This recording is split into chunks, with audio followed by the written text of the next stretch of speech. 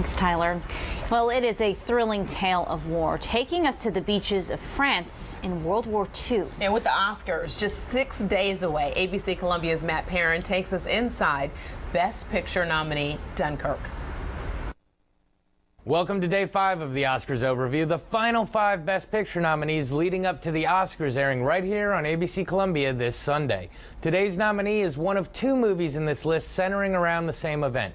Christopher Nolan is known for extravagant films, and his handling of the Battle of Dunkirk earned a nomination. But is it deserving of the award? Here's my take on Dunkirk. Our film begins at the Battle of Dunkirk, late May to early June 1940. The German army had started their march across Europe and had the British, French, and Belgian armies pinned down and surrounded on the beach at Dunkirk. 400,000 men were across the English Channel from home but couldn't get back. The movie is told centering around 3 groups: the men on the beach, the British Air Force dogfighting in the air, and a civilian boat crew sent from Dover to bring the soldiers home. We see the men on the beach being picked off by German fighter pilots, and even when they are able to board a ship to attempt the return voyage, they are getting bombed or torpedoed. We see the Air Force pilots engaging the enemy to stop their bombing runs on the ships and engaging in life or death aerial fights. Lastly, we see the civilian crews heading into danger without any training and the hardships that they have to endure to bring their boys home. As the movie progresses, the ante is up. Every scenario the soldiers use to survive and escape becomes immediately thwarted by the enemy. When the only thing on your side is hope, the trauma of seeing it constantly go up in smoke is too much for some. Based on history, we know how this turns out, but it's extremely suspenseful, waiting for the end result to come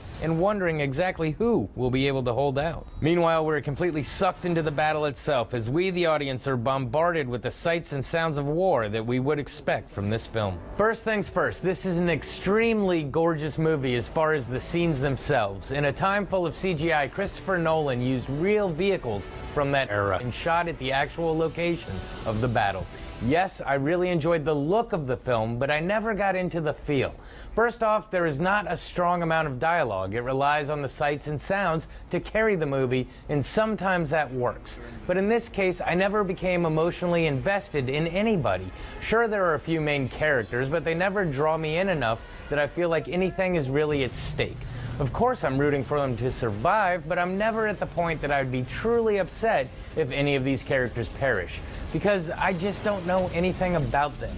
And that's another thing. When you're watching the soldier stories on the beach, it's hard to follow who's who, and at the end you're trying to figure out if this character survived or that character survived. A lot of them are just interchangeable. The 3 different stories are also on different timelines that when they finally converge, it's not some big reveal, it's just kind of confusing. I have friends that absolutely love this film, and I feel bad that I don't. I even watched it again the other day, hoping I missed something but couldn't figure out what it was. Maybe it's just because I missed the in-theater experience, or that I actually saw Darkest Hour first. Even aside from my faults with the film, though, I don't believe that this movie can win Best Picture because that I think it and Darkest Hour cancel each other out. Well, be sure to tune in tomorrow for the other half of the Dunkirk Darkest Hour coin.